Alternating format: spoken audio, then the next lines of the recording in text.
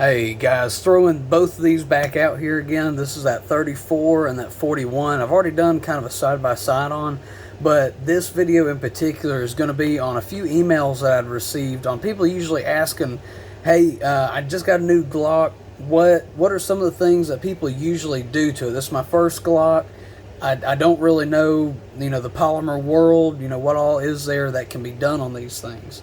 So in regards to that, I wanted to at least put out there my quick take on some of the different mods that I usually do. As you can see, these frames almost look identical, and both of these are freehand. I don't use any kind of layout, any kind of paper to lay over it and trace. All these are freehand.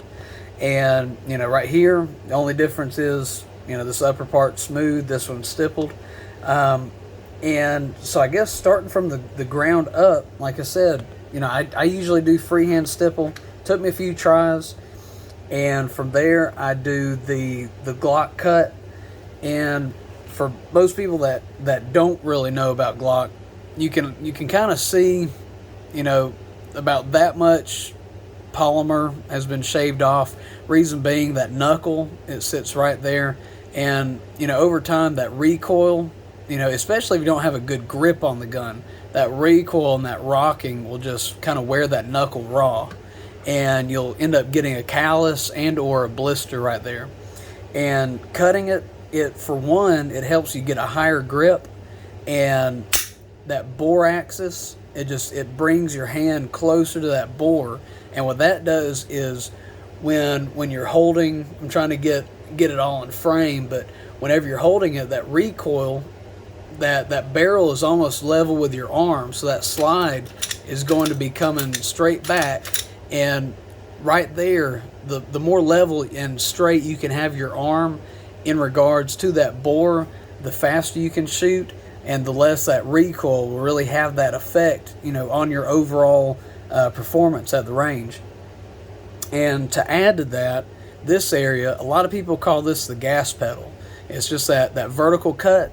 It puts your thumb at literally a gas pedal. So if you hold your gun like this, this side's the gas pedal, and or, for all y'all lefties out there, and your righties, when you shoot, you can push down, and you can push it out, and that thumb, it kind of helps that muzzle rise. And all I'm saying is, if you hold the guns this way and you've never experienced the gas pedal, I highly recommend find someone that has one, has a cut on there, and get a feel for it. I absolutely love them. And as you can see, I did it on this side, and whenever I draw it out of the holster, I get so used to this, it gives me a reference point for my finger.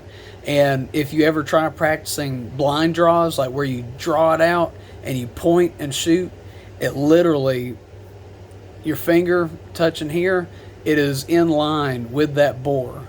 And so literally any point and shoot that you do, you usually will hit on target 99% of the time. I have had no issues with that in that respect. And lastly, working up, you have a good sight system. And I mean, yeah, stock sights on Glocks, they're good, but there's a lot better things out there. And these are the Mepro lights. If you ever like using scopes, if you like using scopes on rifles and you're a rifle shooter, I highly recommend these. They're the M4RE, I believe, and I do not know if they are still in production. If you find them, get them. I've had no issues with them. When you sight it in, I can see if I can line it up for you, but it literally makes that crosshair. Only part it's missing is that vertical crosshair. And so this flat part right here, you can line it up with this flat part. These lines right here, you want it to cross through your dot. And then this vertical line, you simply line up with this vertical line right here as well. And lastly, guys, a good swapped out trigger. I mean, most people, they can run Glocks 24/7, and they claim they've had no issues with their triggers.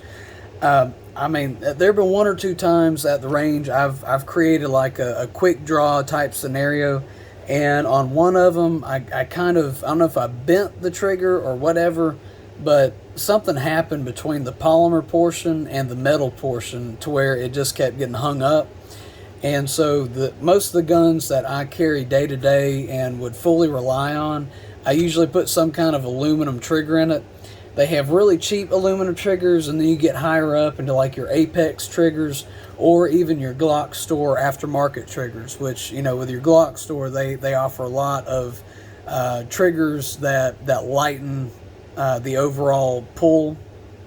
And one thing I do have to say for the people that get those really, really light trigger springs is make sure you try it with your hollow points that you carry. Reason being is I attempted to lighten mine up whenever I had worked at the sheriff's department, and the hollow points that we were supposed to shoot, it would shoot maybe two of them, and then it would stop, you know, on one or two, and then it would fire two more of them. And so basically I recommend, if you're going to carry it, keep your stock springs, but, you know, on your trigger you can polish it up, you can smooth it out, and overall that will help with the overall function of it, and in the end it will help it kind of feel a little bit lighter for you. But you always want to make sure that it'll fire. Most Glocks that don't fire, you know, people will say, oh, it didn't fire, but you know, if you actually look into what they did, oh, well, I mean, hell, you got a 1.5 pound trigger spring or firing pin spring in it, and, you know, then you put that stock spring back in and it eats all the other ammo up. And, you know, so that's all I really got to say on your springs.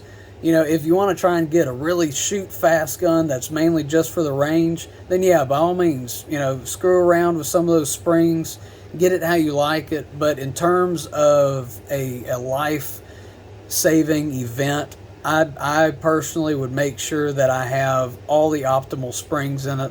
You know, too loose, that's going to be a really finicky spring. It's going to be a thinner spring for one, and, you know, in the end, you don't want it to break on you.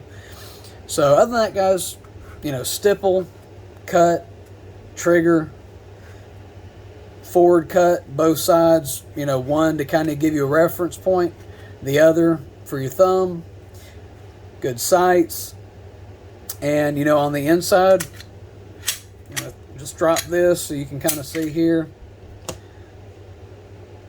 Just kind of polish right here, polish that up. And if you want, usually these will have sharp edges right here, right where it makes contact with your firing pin. You can kind of round it off a little bit. You just, you know, smooth it out, polish it. And so that's a contact point. That's a contact point. And, you know, in here, just kind of oil that area. And overall, just wipe it down. Make sure it's clean. You don't have to do anything super special with it. And other than that, guys, you know, y'all be safe. Y'all have a good one. And if you like this content, by all means, please like, subscribe, and in the comments, leave the different modifications you do, what guns you carry, and any changes, you know, anything that you didn't like about the video, anything you did like. You know, as you can probably tell, I'm slowly building my content up and, you know, trying to perfect in some aspects of it. So other than that, guys, like I said, like, subscribe, shoot something down in the comments, and y'all have a good one.